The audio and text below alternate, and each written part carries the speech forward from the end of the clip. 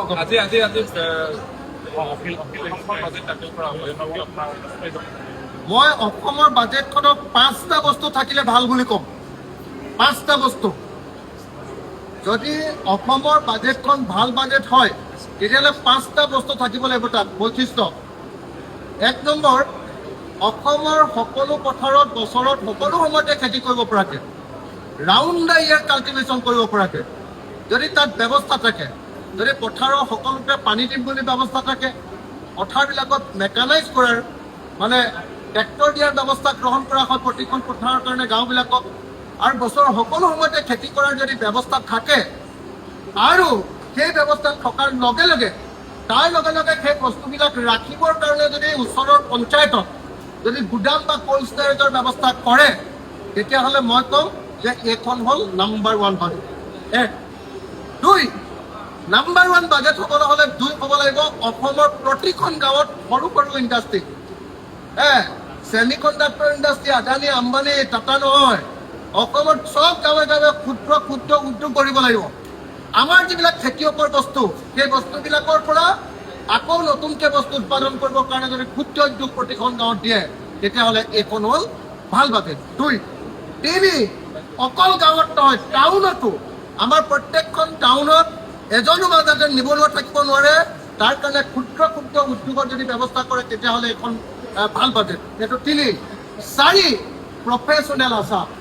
অসমৰ ল'ৰাই 14,000 বা 18,000 গৈ ছিকিউৰিটি গাৰ্ড কৰে, যদি ইয়াত বেটেলিয়নৰ ট্ৰেইনিং দি পঠিয়ায় বোলে মোক মেইনটেনেঞ্চ কেনেকৈ কৰিব লাগে, মোক মেনেজ কেনেকৈ কৰিব লাগে, তো তেতিয়াহ'লে ইয়াত কি হ'ব, আমাৰ তাত ছিকিউৰিটি কৰিবলৈ যোৱা ল'ৰাজনে 14,000ৰ ঠাইত 50,000 দৰমহা পাব।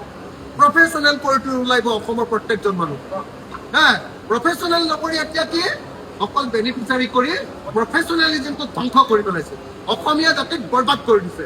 তাৰ বিপৰীতে এখন প্ৰকৃত প্ৰফেচনেল অসম যদি গঢ়াৰ ইয়াত ব্যৱস্থা থাকে, তেতিয়াহ'লে মই ভাল বাজেট বুলি ক'ম।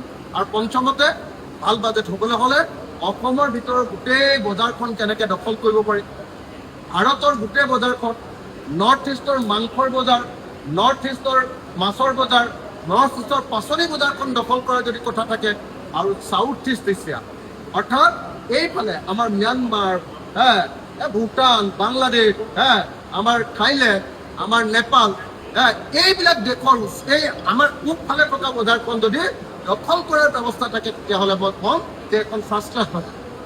আৰু নহ'লে এনে যদি নিয়ম মাফিক কিবা এখন দিয়ে, মই নিজে আজি এখন বাজেট বনাই লৈ আহিছোঁ।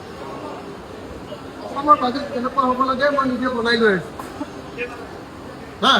অসমৰ কেনেকুৱা বাজেট হ'ব লাগে মই নিজে বনাই লৈ আহিছোঁ। বাজেট আচলতে কেনেকুৱা হ'ব, মই নিজৰ পৰা নিজে বাজেট এখন বনাই থৈ দিছোঁ। কোনে যিহেতু একো বাজেট চাজেট বনাব নাজানে, গতিকে একচুৱেল বাজেট কেনেকুৱা হ'ব লাগে মই নিজে এখন বাজেট বনাই থৈ দিছোঁ। তো গতিকে মই আশা কৰিম যে এখন ভাল বাজেট হ'ব। কিন্তু যিজন মানুহে আজি বাজেট দিব, বিত্তমন্ত্ৰী, তেওঁ নিজে যেতিয়া চিণ্ডিকেট মাষ্টৰ, তেতিয়াহ'লে সেইখন কেনেকৈ ভাল বাজেট হ'ব আপোনালোকে কওক। বাজেটৰ জৰিয়তে ৰেভিনিউ আহিব লাগিব। ৰেভিনিউ আহিবলৈ হ'লে বাজেটৰ বিত্তমন্ত্ৰীজন পূৰা নিকা মানুহ হ'ব লাগিব। কিন্তু আমাৰ বিত্তমন্ত্ৰীজন নিজে অকল চিণ্ডিকেটৰ মাষ্টৰ, ভাল বাজেট আহিব নেকি কওক, সেইটো কথা।